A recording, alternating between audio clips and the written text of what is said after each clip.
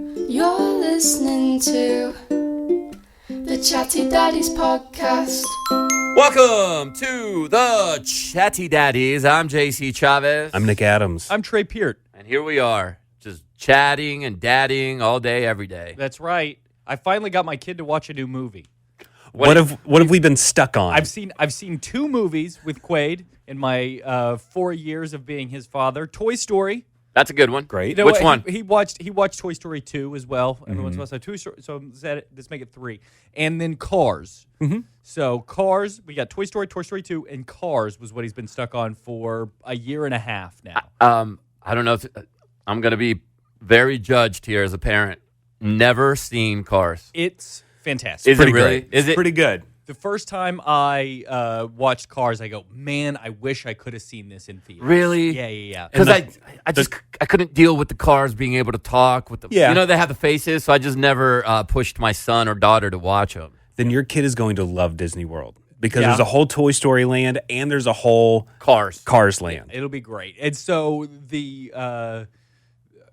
we skipped over 2, and we made it to 3. We tried to start 2, and 2 was boring. Cars 2? Yes, Cars Yeah. 2. And then so he wanted to see Cruz Ramirez, who he's heard about, which is in Cars 3. And so he started to watch Cars 3, got a little scared of a couple of the crashes, and then was like, I'm going to go play outside for a little bit. I need a minute. I need to get some fresh air.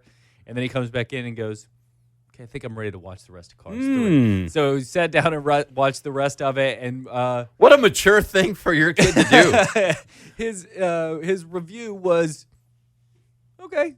Oh, okay. All right, that was good. And Kara's review was, that's the best Disney movie I've ever seen in my entire life. You know, Kara, I probably agree with most things she says. Yeah. Except for that. Cars 3? I mean, Cars 3 is definitely good. Yeah. The Zero best? chance. Zero Is chance it better it's the than best. Toy Story 3? No. Now that is one of the best Sure. Disney movies ever. Is it better than Heavyweights? That is one of the best Disney. Is Never it better seen than a Goofy movie? Oh, That is that's a great classic, Disney movie. though. That is probably the best Disney movie. You're right about that. Goofy movie? Have you seen a Goofy yes, movie? I've seen a Okay, Goofy thank movie. goodness. I love Max. You gotta see a Goofy movie. It's got great music.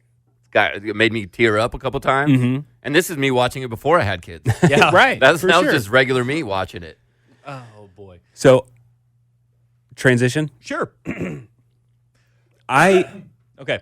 learned a valuable lesson recently, Parenting lesson? parenting. Okay. So you know how you think it's only your kid that does certain things, that only misbehaves. Yeah. Because it's hard. I feel like I don't see other kids misbehaving a ton. Yeah. Because most of the time it's going to happen at home or something like that. But when you see another kid misbehaving, doing something that your kid does, it's like, ooh, I feel kind of validated because like now I'm Right. not the only one that's going through Right. this. So I have been volunteering as one of the coaches for my son's baseball team. Mm-hmm. I'm in the dugout. I am not throwing pitches. I am not doing base running. I'm not umpiring. I'm just saying who's up to bat. You're a bench coach. I'm the bench coach. Very important. I love it. It's a lot of fun. But one of the kids who I would call, I don't really know the social hierarchy at school, but he seems like he's one of the cool kids. Yeah. He is one of the cool kids. Like, oh, dude, my son gets to play on his baseball team this year because like he's a cool kid. Yeah. And like cool family, you know, one of the cool families Right. in the neighborhood and stuff. Okay. But you know what? That kid was just having a hard day. It was at one of our baseball games. He was just having a hard day. And he was real emotional. He was upset. Like everything just wasn't going his way. He forgot some of his equipment that he didn't have. And he was just bummed. And he was like, the cool kid was like crying on the bench. And I was just like, if the cool kid is crying on the bench, then like, it kind of makes it seem like, okay, when my son gets upset about something that I think is ridiculous or something like, it's just kids. Totally. Like they're in their feels. And so it's just like, yeah, when I see it, I get annoyed or upset Right. because my kid's overreacting about something. But then you see the other kids overreacting about something little, like, oh, they forgot their batting glove or something. And they're still having a hard time. Like, okay, it's not just me. yeah. That's going through these emotions and ups and downs and mood swings. Go ahead. No, 9 times out of 10. I would say 9 times out of 10, I kind of go the opposite direction. So I'm saying, I go, man, I'm too hard on my kid. Like I'm so like I would be not yelling at Quade, but like, Quade, come on, man. Like, let's just get it together. Sure. Like, it's just being a kid. Yep. Like, I shouldn't be Yeah. mad at him. That has been the toughest thing for me as a dad when I see my kids having a bad day, whether it be Kaysen or Chloe. I think I was around Kaysen a lot more when it came to sports because I actually coached him his entire football career up until this year. And anytime he had a bad day or anytime there were tears shed or even in just regular life, not just sports, just in life, bad day at school, I always need to remind myself to take the foot off of the gas and stop trying to give him advice and stop trying to lecture him and stop telling him there's worse things happening in the world. Part of our job as parents, and again, I still suck at it, I need to keep reminding myself that we need to let him have feelings and emotions, and we need to let him be human. To him, if he has a bad day at school and he wants to shed a tear because some kid was mean, it's not my job to go, dude, there's worse things going on in the world. It's my job to go, I'm sorry you're feeling that way, buddy. Let it out. It's going to be okay. Yeah. That's our job, and it's a lot harder than it sounds. It sounds so easy talking about it right now, but when you're in it, it is so hard to let your kids be emotional for some reason. I know, because when that happens, I want to get my parenting tool belt on and go fix it. Yeah. Like, let me figure this out. Let's talk about it for 30 minutes and fix it. I've been through this before. I could tell you the steps you need to take because your path is going to be the exact same as mine. So I'll tell you this, and it'll be fixed. And that's not how it's going to work at all. The biggest tool we have as parents, and I saw this recently, I don't know exactly the verbiage that I saw, but the best tool you can have for your kids when they're having a bad day, silence. Just silence. Let them get it out. Yeah. Don't say anything. Don't tell them how to fix it. Don't tell them nothing. Let them figure it out on their own. Let them go through the emotions on their own, and all you got to do is just be there. Not talking, but I did this as a kid. Nothing. Silence. When did your kids start telling you they had a bad day? Or like, when did your kids start talking to you about things that happened that went wrong at school for them? I remember probably kindergarten, elementary school. Okay. I remember Preschool? some tears, some sniffles getting into the car saying Yeah. so-and-so was mean to me or had a bad day today. We do the positive, negative, positive sandwich Yeah. after school. Not so much anymore because my kid's in middle school and my daughter's in 5th grade. But I still ask them, what was your favorite thing about school today? Oh, I liked this. Was there anything that hurt your feelings or didn't go well? Well, yeah, this happened. And then I finish it with, and what was another cool thing that happened at school? So we did that, and I think it just programmed them to voluntarily give me that Yeah. on their own now. Nice. And then also, do you think of yourself as the cool family, Nick? I feel like we're in it. We're Yeah. in the group. Yeah. But I don't know. I feel like there's another group that I'm not really Right. that involved with. Like, I'm kind of on the perimeter of it. Right. But just haven't been able to really break through and be like buddies with that group. Gotcha. Do you think you're like the cool, like you think everybody's like, oh yeah, that's the cool family? Me? JC? Yeah. Do you feel like you're the cool family? I don't know, man. I don't know. I only ask because I think of both of y'all. I'm like, man, I just want to be as cool as Nick or as cool as JC. I really do. I promise you, because I think y'all are like cool guys. Oh, thanks. And- I think Thank you're you, cool Trey. too, bro. Well, thank you. I appreciate it. But like, y'all have your stuff together and you have good families. So I'm like, oh man, I think that they're the it family. But I feel like there's always someone cooler in your mind. Like, Sure. Yeah. There's I'm sure if you asked the most popular guy in my high school who he thought the most popular guy was, Right. it's probably someone else. yeah. Right. And not himself. And to say that not in a cocky way. Right. If they were a genuine answer, they would probably think someone else was Right. cooler than them. Did you win homecoming or prom king? Homecoming. Okay. Yeah. check. So you were cool. Good job, Nick. We talked about this before, but a lot of the times my son's getting into the point of like, popularity and who's cool and who's Right. all that. And he doesn't really, he's not like telling me, oh, I'm not cool. He has gone through his, I don't think I have that many friends phase. Yeah. And I was like, I think we all go through that in middle school. Even if you were popular, you probably went through that. And he doesn't know what cool is. And he's starting to pick it up from like TV shows. And a lot of TV shows and movies show the jock is the cool, popular guy. Yeah. But he's kind of an a-hole and he's kind of rude to people and he's dismissive of authority and that. And we've talked about this before on this podcast. I keep drilling this in my son's head. I told him, they go back and ask people who the most popular people were at their school, and it's always the nicest kids. The nice guy. The nice guy was always the one people thought was the most popular. It's not, has nothing to do with your athletic ability, nothing to do with how good you are in theater or in band. It has to do with how nice and kind you were to people, and did you say hi to everyone? Were you sunshine or were you feared? And I got to say, I don't know about y'all, but I am truly in a point in my life where like FOMO is not really a thing for me anymore. And, I've got my like 5 super close friends from high school and college that I talk to every day. We're on a group text. Like, I got it. Yeah. I got I'm my not, friends. I'm not trying to like add more to the circle. If someone comes around, wonderful. Right. But like, I'm not scrolling on Instagram and being like, oh, I wasn't invited to whatever. Dude, like, Right. I am good. Yeah. I'm good. It hurts me a little bit with my kids though, because I'm not in a group at all with anybody that my kids go to school with, and it's not because I don't want to. It's just because that's why I don't know if I'm the cool guy, Trey. Because Right. nobody asks me or approaches me to be like my son just finished his track season, but there's like parents sitting in the stands, and I kind of sit by them, because our kids go to school together. And there's times where I hear them talking about, yeah, man, this past weekend it was cool. They're all hanging out at somebody's house, and all the boys show up, and I'm like, oh my goodness, is this why my son feels like he's an outskirt, like he's an outcast because he's not hanging out on the weekends with them? Is it because of me? Because I'm not putting forth the effort to be friends with these dads, and so then we're both out. That's exactly how I feel. I'm like I need to be the person that makes friends with the dad. But so that how? he gets invited? It's hard. I say Man, what's as up to everybody. As an I'm like- adult, it's hard to make a genuine friend as an adult. It's hard. really hard. And so Like we did a 7-on-7 tournament a few weeks ago, and I was asked to coach these boys with a couple of the high school kids. And so I was like, yeah, I find that is the biggest honor when parents go, hey, we really appreciate what you did with our boys during tackle season. We have these other kids for school. We'd love if you would help with the boys coaching. I love that. Yeah. But then I realized when I came in to coach them for this tournament, and I brought my son in, and I brought a couple other boys that are pretty good at football in, that these boys were like on a full-on team, like a 7-on-7 team. And my son and the other 2 boys I brought in that played with them, or a couple of the kids, we weren't even thought of to be asked to play because it's just a friendship team. Mm-hmm.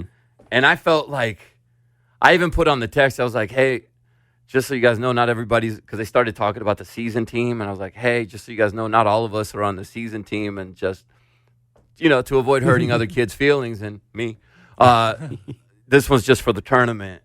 And a dad hit me up and he's like, dude, I'm sorry, I didn't know. I was like, no, it's all good, man. It's my doing. It's not like I'm the one always hitting you guys up. I don't know how to break through. Mm-hmm. I don't know how to break into the group. Trey, I think when's Quaid going to be in kindergarten? Next year? It'll be whatever, a year and a half. Okay. Yeah. So once he is in a school and he's getting more like plugged in there, I feel like that was a really good way to start making friends. Yeah. With everyone there, because you set up the play date with a couple of the kids, and then you add another couple kids to different Right. play dates, and then you just start getting along. Yeah.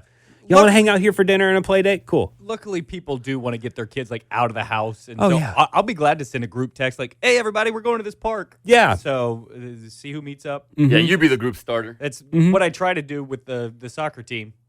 That's what I got to try to do. Yeah. No, that's good. Yeah. And Quaid, I'm sure really did he like it when you were his soccer coach? He loves it. I'm Yeah. back. I'm back. I didn't know this. Yes, a merciless coup. Mhm. I need this back. And so now I'm back, but I am not. We're up in a new division. Yeah. and the kids need somebody that can coach them like actual coaches. And we've got 12 kids. Everybody else we're playing this season have like 6 or 7. You have a lot. And so That's good. There's less one-on-one time is what I'm telling myself, and that's the reason we are slacking. We're not as high in the rankings. Oh, really? See, man, you can have a whole fresh squad out there while the other ones are running ragged. You would think, but not But no. everybody wants to actually get on the field and play. If they do want to Sure. get on the field, they want to Just goof around a little bit. play with each other, and and so I haven't gotten them disciplined enough to play soccer. Sure. I went back and my friend's son started playing flag football. Yeah. And so they invited us because he came out to a couple of Cason's middle school games, and he came out to a couple of his, when I was coaching. So they said, hey, he would really love if you came out and watched him because he really looks up to you and Cason in the football world. And I was like, that's cool that he even brought that up. So I was like, of course, we'll go. We showed up. I then realized I never sat in the parent section Yeah. in football. I was coaching. Right. I was on the field or on the sidelines and flag. So I was really interested to see how these parents talked. They're in second grade, by the way. So they're just getting to know football, and they're actually pretty good. Both teams had some kids that were high pointing the ball, like catching it pretty well with their they were good players on this team. Yep. But just hearing the parents talking about like, oh, this kid, why do you do that? Like about kids. Right. And I'm sitting there going like, I hope that's your kid you're talking about and not somebody else's kid, because there's a lot of critiques going on. Yeah. Sure. And I did realize at one point that one person was critiquing multiple kids, and I go, "You're a grown dude, bro, and you're kind of saying it loud enough to where I could hear it." And we were kind of off to the side, and then the coaching started like why is he doing that? I'm like, yeah, it's okay to say things. I would have done this, but the loudness of it, Yeah. And I found myself going, this seems very toxic. The stands were not the best place. It can be. And isn't it funny when you overhear them saying something that's just wrong? They're like, Yes. oh, why did he do Oh, this? I'm Or, gonna correct oh, it. the referee got it wrong for this and that reason. And Yeah. the parent saying that is just completely wrong. Right. But That was they're- a penalty. Yeah. No, it wasn't. It was. It was not a penalty. No, he actually was out. He was Yeah. clearly out. Okay. It was that. And then the funny part is hearing how much trash talking there is towards like a coach or whatever. And then I kept my eye on that particular parent. And then watching that parent walk up to the coaching and go, great game, man. I was like, Yeah. wait a minute. That's Hold not on. that's not what I heard was going on, bro. So it was interesting to be on that side of things, because I didn't get to really do that very often in the really little youth sports. Right. And it's wow. It was very eye-opening. I don't know if you guys find yourself in a similar phase or have been in this phase. JC, I bet you have. We are in a season where we are just too busy. Yeah. Like, we're just busy. At all times. Every day after school, there's something going on. And luckily, everything we're doing, our kids want to do. They're willing to go to it. But there's been a couple times where my son has been like, I don't have any time to Be a play kid. after school. To be a kid. Yeah, Yeah. because there's always like, okay, we're going to go home for 45 minutes. Y'all can get a snack, chill. Then we got to take Ellie somewhere. Yeah. And then, so he's got like 30, maybe an hour a day right when he gets home to do something before we've got to run off to do something else. Yeah. And I'm just like, dude, you got to chill for the next 2 months and then school will be over and it'll be summer and we won't have all these after school afternoon activities. Yeah. And you'll be all right. You can play then. But it's just like, I feel bad for him. But at the same time, he likes going to his baseball. He likes doing all these other things. So it's just like, man, I think keeping kids busy is actually important. sure. I'd rather have a busy kid that says, I don't have time to go do this, than a kid that is at home and relies on a screen. Mm-hmm. Because that's the default now. Right. And Yeah. I'm struggling right now with my daughter. She's defaulted to screen time. She hurt her knee, and I noticed her screen time go way up. And even if you tell them not to, they go sneak it. Sure. And so I'd rather them be busy. What I had this conversation with my son, actually, and my son's 13. And so I'm trying to push him in a way that it's not overbearing. So I do train my son when it comes to football. That my expertise is football. That's what I've learned. That's what I still study. And even drills and all that is football. But he's been doing track and field, and he's trying out. He did basketball prior to that, and he's trying out for soccer at school, because I told him play everything. It's great. Yeah. But I told them, we're trying to build a foundation because your main sport is football. That's what you told me you like. I'm not going to extra train you, but I do give him homework. And every day he is supposed to do at least 100 to 150 push-ups. And he's supposed to do at least 10 pull-ups. And he's supposed to do at least 100 squats. Do I make him do it? No. But do I go, hey, you didn't do your push-ups today, did you? And more often than not, he'll go, oh, no, I did. And he'll get to it. But I never say, do them. I tell him, Yeah. hey, Alright. if you want to get better, you got to outwork all these other kids that want to beat you out in this particular sport. And the other day he looked at me and he goes, I said, did you do your push-ups at all? Have you been doing them? And he goes, no, I don't have time. And I said, son, I'm not trying to push you to do something you don't want to do, but I am trying to create habits that are good for you. And I threw out it was probably like 10 in the morning. I said, you know how many push-ups I've already done this morning? Wow. And he goes, you didn't do any push-ups? 1,000? No, not that many. Not that many. 2,000? But I said, look, I'm a grown man. I don't play sports anymore, but I've been doing this since I was 8 years old. I've already done 100 push-ups this morning. And my son, I had to have a conversation with him because he goes, no, you didn't. And my wife had to go, no, actually, your dad did get out of bed. And first thing he did was he did 25 push-ups. And then I went and I grabbed my protein shake and I did another. And she corrected him. But he did this. He did the little talking thing with his hand. He was like mocking you. The mock. Yeah. And I looked at him, and I do know that my son and I have a very friendly relationship. It's almost like buddy-buddy. Mm-hmm. And I had to check him. And I said, all right, bro, here's the thing. This hand gesture thing, business, you could do it with your friends, but I'm not your friend. I am your dad. And you are going to respect me as your dad. So if you do this again, I am going to clean sweep you to the ground. And I am going to make you do push-ups until you can't get up anymore. Am I understood? And he goes, oh, he straightened up and he goes, yes, sir. And he walked away. And I looked at my wife and I go, was that too tough? Was I too tough? Because I doubted myself. I was like, dang, that was a little too extra on Kaysen. And she goes, no, I think that boys need to be checked. And he's been doing that to me too. So hopefully he stops doing that. Yeah. Because, man, the teen years, they start, and I did it too, man. But I had to remind him I'm not your friend. And that hurt to say. We had a similar conversation with our son maybe 6 months ago. My son's 8. And we had to say, we are your parents. Do not call us bruh. Oh, We got so much bro. And like, whatever. I feel like I let a lot of things slide, but for some reason, just that, It hits. that alone, something about it just irked us the wrong way. And we were like, hey, dude, say anything to your friends. I don't care.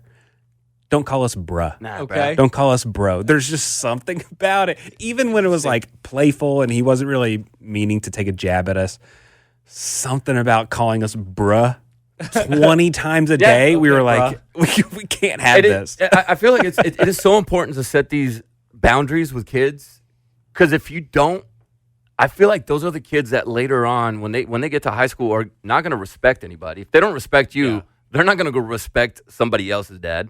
They're also not going to know when it is okay to play and when it's okay to stay serious, like at a job when they get older. So I'm trying to teach him these. It's okay to mess around in these situations, but when you have an authority figure in front of you, you got to learn when to straighten it up and stop braying and mimicking, and because that's what I'm afraid of, is that if you don't set those, he's going to go out there and not be not a good man. You run your mouth at the wrong time. You run your mouth at the wrong time and then the wrong guy, or it's like you gotta know your spots and pick them right. Right. Keep them in line. It's hard to, though, because I constantly feel like I'm doing it wrong. Give them the back of your hand. Let them know. See, I've never done Oh, that. I've gone too far. I've gone to, sorry. Some No, are still down with it. I don't do that. Go grab the spoon. You never got the wooden spoon? No. Oh, dude. You Get spanked with a wooden spoon? Well, that was for the hand. Oh. The belt was for the hiney. Mm-hmm. Gotcha. I don't do that as a parent, but when I was a kid. Sure. And then look how you turned out fine. That's the thing, yeah. But I You don't. turned out fine. Why can't we do it still? But I didn't like it. Then that's your chatty daddies for this week. Yeah, big softies over here. Okay, well, thank you for joining us. If you haven't already, subscribe to us on whatever podcasting platform you're listening to us on right now. All the ways to get in touch with us are in the description of this podcast. Join us next time. I'm Nick. I'm Trey. I'm JC. And don't forget, stand up straight. The Chatty Daddies Podcast.